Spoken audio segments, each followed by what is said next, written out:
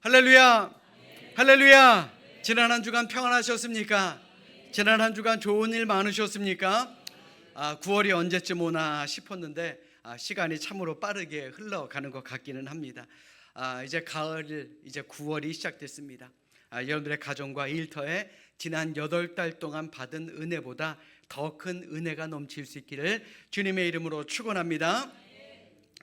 제가 지난주 우리 2부 예배 설교할 때 엄청나게 큰 실수를 했다라 그러더라고요. 기억하시는 분들도 계실 텐데 제가 WWJD 그 팔찌, 그러니까 What would Jesus do? 예수님이라면 어떻게 하셨을까? 이 고민하는 팔찌를 설명하면서 제가 JJWD라고 읽었다 그랬는데 맞나요? 저는요 늘 원고 외의 설교는 안 하는 사람입니다. 그래서 잘 얘기했다라 그랬는데 잘못 읽었다 그러더라고요. 써놓은 원고도 제대로 읽지 못하면서 간만에 영어 한마디 했다고 참 스스로 우쭐대고 있었으니, 자, 그냥 날이 더워서 그랬나 보다 이해해 주시길 바랍니다. WWJD입니다. 자, 우리 옆에 있는 분들과 이렇게 인사합니다. 정신줄 잘 붙들고 삽시다. 자, 이게 더 중요해요. 우리 다시 한번 인사합니다. 실수해도 비난하지는 맙시다. 그래요. 살다 보면 그런 날도 있을 수 있습니다. 우리 서로 잘 이해하고 서로 사랑하고 서로 아끼며 살아가시기를 주님의 이름으로 축원합니다. 여러분들에게 한 가지 묻겠습니다. 서울에서 부산까지 가장 빨리 갈 수 있는 방법이 무엇일까요? 어떻게 가야 서울에서 부산까지 가장 빠르게 갈 수 있겠습니까? 어떤 분들은요 비행기가 제일 빠르지 비행기보다 빠른 교통수단은 없으니까 비행기를 타고 서울에서 부산까지 가는 게 가장 빠른 방법이다라고 대답하는 분들이 있습니다. 그런데 좀 더 생각해 보면요, 공항까지 가는 그 길이 너무 멀다, 도심을 지나가야 되고 이거 쉽지 않다, 그 공항까지 가는 시간이면 차라리 고속철도 KTX를 타고 가는 게 낫다라고 대답하실 것입니다. 자, 그런데 서울에서 부산까지 가장 빠르게 갈 수 있는 방법은 다름 아니라 사랑하는 사람과 함께 가면 됩니다. 아무리 멀고요, 아무리 험한 여행길이라 할지라도 사랑하는 사람이 내 옆에 있어 보십시오. 지루하지 않습니다. 그리고 즐겁게 여행할 수 있고 오히려 시간이 짧게 느껴진다라는 겁니다. 사랑하는 사람과 1분 있는 게 힘듭니까? 사랑하는 사람과 1분 가까이 같이 있는 게 정말 얼마나 그 1분이 짧은 시간처럼 느껴지는 모릅니다. 그런데 싫은 사람하고 1분 같이 있어 보십시오. 그 1분이 1시간처럼 느껴지지 않습니까? 이게 바로 사랑의 힘이다라는 겁니다. 어떻게 보면 사랑에는 육체의 한계를 뛰어넘을 수 있는 그런 힘이 있다라는 것이죠. 그래서 아무리 힘든 길이라 할지라도 사랑하는 사람이 내 옆에 있으면 배고픈 줄도 모르고 피곤한 줄도 모르고 시간 가는 줄도 모르게 된다라는 겁니다.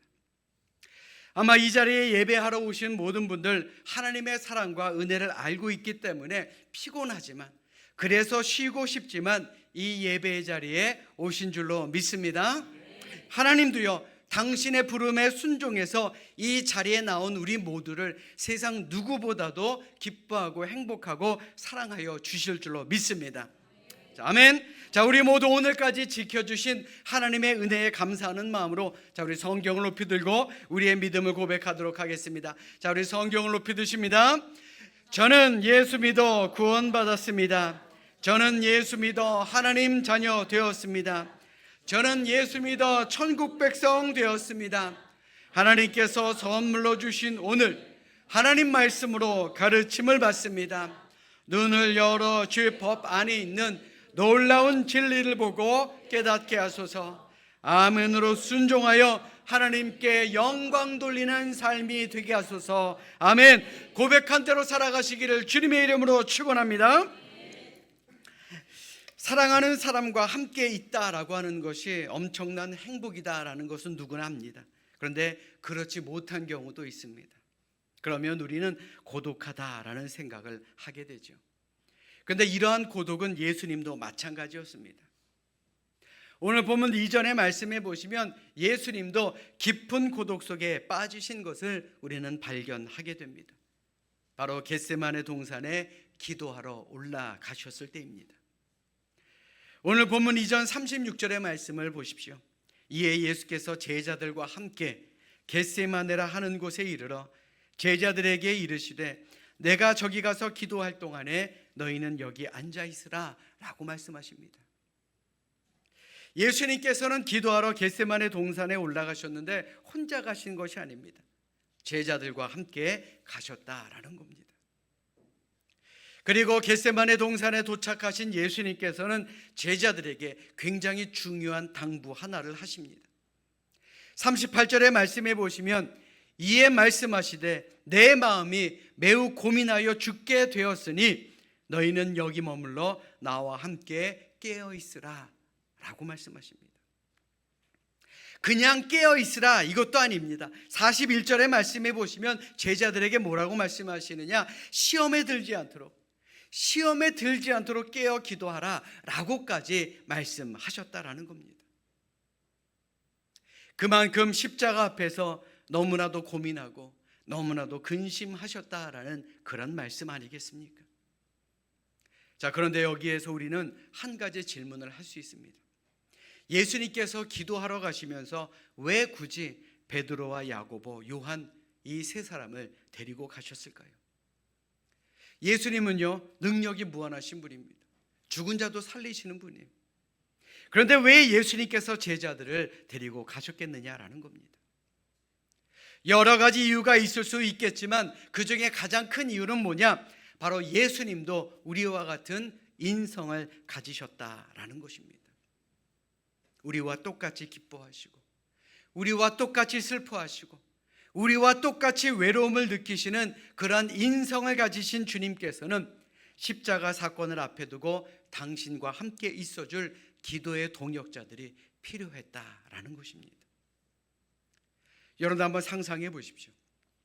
십자가를 지는 것이 결코 쉬운 일이었겠습니까? 결단하기도 어려웠을 겁니다. 기도하기도 어려웠을 겁니다.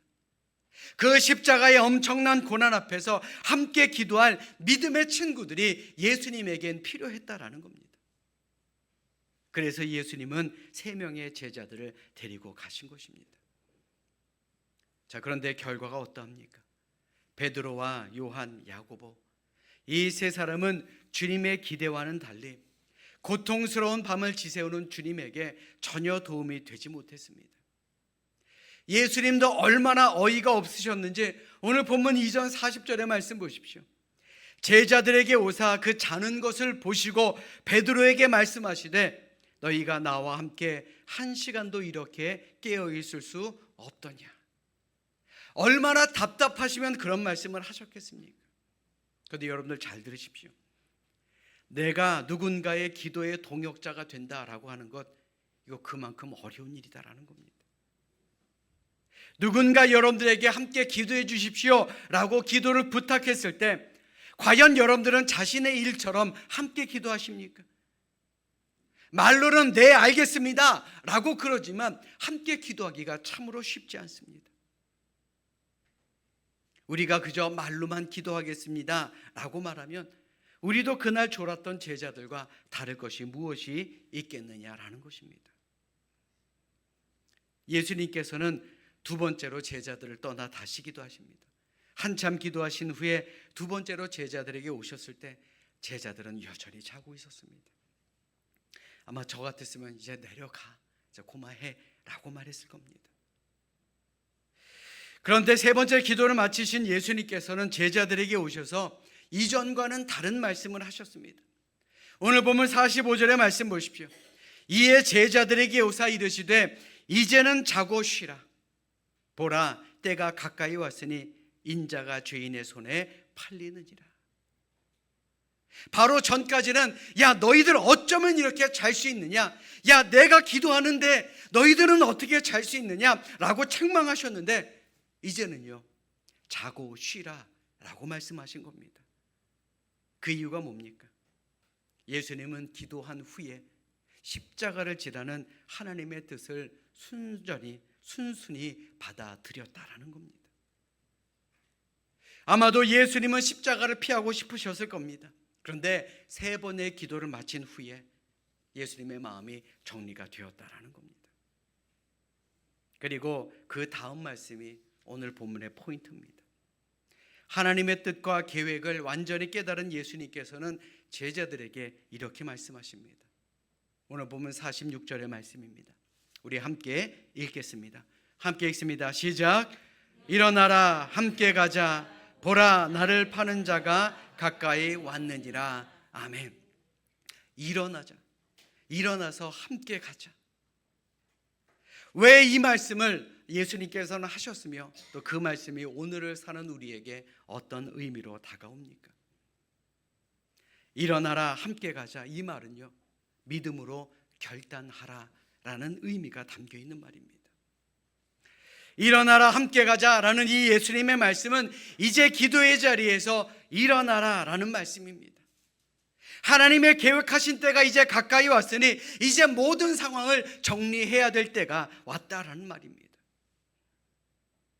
그동안 기도했으면 이제 실천하기 위해서 믿음으로 결단하라라는 겁니다. 예수님도 그것을 아셨기 때문에 예수님도 제자들에게 그렇게 말씀하신 겁니다. 그런데 이 말씀이요, 오늘을 사는 우리에게도 믿음의 결단을 촉구하는 그런 귀한 말씀이다라는 것, 우리는 다시 한번 기억해야 한다라는 겁니다. 여러분들 잘 들으십시오. 우리가 하는 믿음의 결단이 놀라운 하나님의 역사를 일으킵니다. 아멘. 우리가 하는 그 믿음의 결단이요, 놀라운 하나님의 기적을 만드는 열쇠가 된다라는 겁니다. 우리가 기도하고 무엇인가를 하기 위해서 마음을 먹은 것만으로도 하나님께서는 길을 열어주신다라는 것, 우리는 이것을 기억해야 할 줄로 믿습니다. 사실 예수 믿으며 이 세상 속에 살아간다라고 하는 것 결코 쉬운 일 아닙니다. 더욱이 믿음의 결단을 하며 그 결단을 지키며 살아가는 것, 이것은 더욱더 쉬운 일이 아닙니다. 그러나 하나님은 오늘을 사는 우리에게 그저 기도만 하라고 말씀하시는 분이 아닙니다. 기도했다면 마음의 결단, 믿음의 결단이 있어야 한다라는 겁니다. 마틴 루터의 설교 중에 이런 예화가 있습니다. 사단이 어느 날 자기 부하들에게 이렇게 물었다 그럽니다. 가서 어떻게 해야 많은 사람들을 유혹해서 지옥으로 끌고 올 수 있겠느냐? 그러자 한 마귀가 말하기를, 저는 하나님이 안 계시다고 동네방네 떠들며 다니겠습니다. 그러자 사단이, 야, 그거 오래전부터 써먹었던 방법인데 그걸로는 안 돼. 그러자 다른 마귀가 말하기를, 그러면 저는 이 마을 사람들에게 고난을 주겠습니다. 저들에게 고통을 많이 주면 하나님을 떠나지 않겠습니까? 그러자 사단이 말합니다. 야, 욥을 봐라. 고통을 주면 사람들은 내가 그리스도의 이름으로 고통을 당한다고 더 좋아한다. 순교자들을 봐라. 저들을 보면 우리가 그래서는 안 된다. 혼란스러운 마귀는 그러면 어떻게 하면 좋겠습니까? 라고 묻자 그때 사단이 이렇게 말합니다. 가서 사람들에게 조용히 이렇게 속삭여. 서두를 것 없어요. 천천히 하세요. 예수 믿는 것도 천천히, 선한 일도 천천히, 마음에 결단하는 것도 천천히, 이렇게 미루도록 하면 더 많은 사람들을 유혹할 수 있을 것이다 라는 말입니다. 여러분들 잘 들으십시오. 기도는요, 우리에게 반드시 필요한 영적인 무기입니다. 그런데 그 무기만 있어서는 안 된다라는 거예요. 기도 후에는 반드시 결단이 있어야 된다라는 겁니다. 마음의 결단이든 믿음의 결단이든 생각의 결단이든, 만약 우리가 결단하지 않으면 나중에 흐지부지하게 되다가 목표도 이루지 못한 채 끝나버리게 된다라는 겁니다. 그래서 주님께서는 오늘 우리에게도 이러한 결단을 요구하고 계시는 겁니다. 여러분들 기도 열심히 하십니까? 안 하시는 분들이 더 많으신 것 같습니다. 기도 열심히 하십니까? 기도로 끝나지 마십시오. 마음의 결단을 하십시오. 우리가 주님과 함께 나아가기 위해서는 우리의 믿음의 결단이 필요하다라는 것 다시 한번 기억하는 우리 모두가 될 수 있기를 주님의 이름으로 간절히 축원합니다. 두 번째로 일어나라 함께 가자라는 이 예수님의 말씀은 믿음으로 행동하라라는 뜻이 담겨 있다라는 겁니다. 마음의 결단, 믿음의 결단을 했으면요, 이제는 일어나야 됩니다. 행동해야 된다라는 거예요. 예수님께서는 기도하신 후에 그저 믿음의 결단만 하시지 않았습니다. 하나님의 뜻을 이루기 위해서 예수님 스스로도 믿음으로 행동하셨습니다. 십자가를 지셨다라는 것입니다. 우리도 마찬가지입니다. 마음의 결단, 믿음의 결단을 했다면 자리에서 일어나셔야죠. 우리 주변에 있는 건강하지 못한 믿음을 가지고 계신 분들을 가만히 보면요, 기도는 열심히 하십니다. 결단은 수도 없이 하십니다. 그런데 정작 행동으로 옮기지 못하는 분들이 참으로 많은 것을 우리는 보게 됩니다. 제가 전에 사역하던 교회에서 이제 청년부 행사가 있어서 연극을 준비하던 것을 함께 점검하던 적이 있었습니다. 그런데 연극에 대해서 제가 그렇게 많이 알지 못합니다. 그런데 아무리 봐도요, 대원들 모두가 준비가 하나도 안 된 겁니다. 그런데 회장이라는 친구가 와서 하는 말이, 목사님께서 기도 한번 해주시면 잘 될 것 같아요. 그렇게 이야기를 하는 겁니다. 저는 그 말을 듣고 너무 어이가 없고 화가 나서 뭐라고 얘기했느냐, 지금 너희들에게 필요한 건 기도가 아니라 연습이야 라는 말을 해주고 그 자리를 나온 기억이 있습니다. 연습을 해야죠. 기도만 하면 뭐합니까? 움직여야죠. 지금도 우리는 하루에도 몇 번씩 기도로 결심하며 믿음으로 살아가려고 합니다. 그런데 그것이 정작 행동으로 이어지지 않으면 아무런 소용이 없다라는 겁니다. 지금 이 자리에 있는 여러분들, 그래서 귀한 믿음의 사람들입니다. 왜요? 주의를 지키기 위해서 결심을 했고 이 자리에 실제로 나와서 하나님께 예배하고 있기 때문에 그렇습니다. 그래서 여러분들은 귀한 하나님의 자녀입니다. 아멘. 우리 옆에 있는 분들 바라보시며 이렇게 한마디씩 칭찬합시다. 믿음의 결단이 참 장하십니다. 자, 다시 한번 우리 옆에 있는 분들 칭찬합니다. 예배 자리에 잘 나오셨습니다. 아멘. 어떤 마음으로 이 예배 자리에 오셨는지 저는 알 수 없습니다. 습관적으로 나오신 분들도 계시겠고요, 혹은 마음의 상처를 치유받기 위해서 예배 자리에 나오신 분들도 계실 것입니다. 혹은 임원이라서 내가 교회 안에서 봉사해야 될 일이 있으셔서 나오신 분들도 계실 것입니다.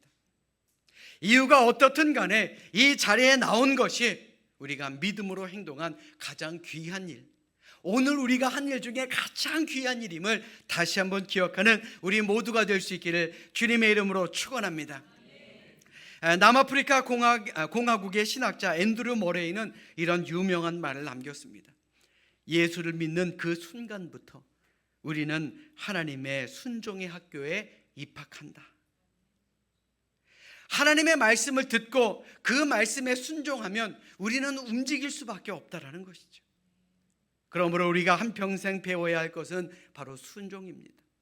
순종에는 행동이 반드시 뒤따르기 때문에 그렇습니다. 그러므로 우리가 믿음으로 행하면, 순종으로 행하면 우리 역시도 홍해가 갈라지는 그런 기적을 체험하게 될 줄로 믿습니다. 우리 모두에게도 불가능이 가능해지게 만드는 기적을 체험하게 될 줄로 믿습니다. 아멘.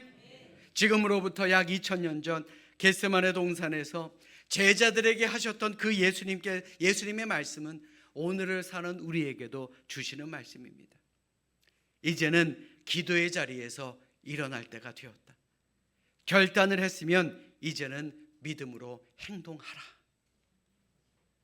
오늘 이 예배를 통해 우리에게 말씀하시는 예수님의 이런 음성을 듣는 우리 모두가 될 수 있기를 주님의 이름으로 간절히 축원합니다. 자, 마지막으로요, 일어나라 함께 가자라는 이 예수님의 말씀은 우리가 서로 하나 되어야 한다라는 것을 의미하는 말씀입니다. 예수님께서는 겟세마네 동산에 오르실 때에 혼자 가시지 않았습니다. 베드로, 요한, 야고보 세 사람과 함께 올라가셨습니다. 이 말은요, 겟세마네 동산에서 내려갈 때도 같이 가야 한다라는 것을 의미하는 것입니다. 이 말씀은 그때 제자들뿐만 아니라 오늘을 살아가는 우리에게도 똑같이 적용됩니다. 우리 모두도요, 믿음 안에서 서로 하나가 되어야 한다라는 것을 의미하는 것입니다. 올라갈 때도 같이 올라갔으면요, 내려갈 때도 같이 내려가야죠. 주님과 함께하는 삶을 살 뿐만 아니라 우리 성도들 간에도 함께하는 삶을 살아야 한다라는 것입니다. 현대교회 성도들 특징 가운데 하나가 함께하지 않는 성질이 있다 그럽니다. 뭐 속된 말로 요즘에 독고다이라는 말을 많이 하죠. 그런 교인들이 많다는 거예요. 그 이유가 뭡니까? 교회에 너무 깊이 발을 담그게 되면 내가 할 일이 많아져서 피곤하다라는 거예요. 그러다 보면 내가 포기해야 될 것이 많아지기 때문에 그저 조용히 와서 교회에서 예배드리고 그저 바람과 같이 사라진다라는 특징을 가진 것들이 바로 우리 현대교회 성도들의 특징 가운데 하나다라는 겁니다. 그러나 우리가 기억해야 할 것이 있습니다. 사람은요, 자기 혼자서는 신앙을 온전히 지켜나가기가 어렵다라는 겁니다. 얼마나 많은 유혹들이 있습니까? 얼마나 많은 고난들이 있습니까? 나 혼자서는 이겨내기가 너무나도 어렵다라는 거예요. 많은 목사님들이 교회가 초대교회로 돌아가야 됩니다 라고 말씀을 하시던데, 초대교회라 그래서 좋은 점만 있었겠습니까? 초대교회도요, 당파 싸움이 있었습니다. 초대교회 안에서도 죄 지은 사람들이 활개를 쳤습니다. 어느 시대의 교회든 문제가 반드시 있었다라는 겁니다. 그런데 초대교회의 가장 큰 특징은 바로 하나됨이 있었다라는 거예요. 우리는 이것을 기억해야 합니다. 초대교회 성도들이 유대인들의 핍박과 로마 제국의 무서운 박해 속에서도 견딜 수 있었던 비결은 그들은 믿음 안에서 서로 하나가 되었기 때문이다라는 겁니다. 저는 우리 교회가 그랬으면 좋겠습니다. 아멘. 예수님은 오늘을 사는 우리 성도들에게도 바로 이 점을 강조하고 계시는 겁니다. 함께 가자, 함께 가자. 이것만큼 우리에게 큰 힘이 되는 말이 과연 어디 있겠느냐라는 겁니다. 우리 함께 갑시다. 함께 갑시다. 언제까지요? 천국 가는 그날까지 우리 함께 갑시다. 힘들고 어려울 때, 내가 영적으로 다운이 되어 있고 내 삶에 근심 걱정이 많을 때 과연 누가 우리를 위로해 줄 수가 있겠습니까?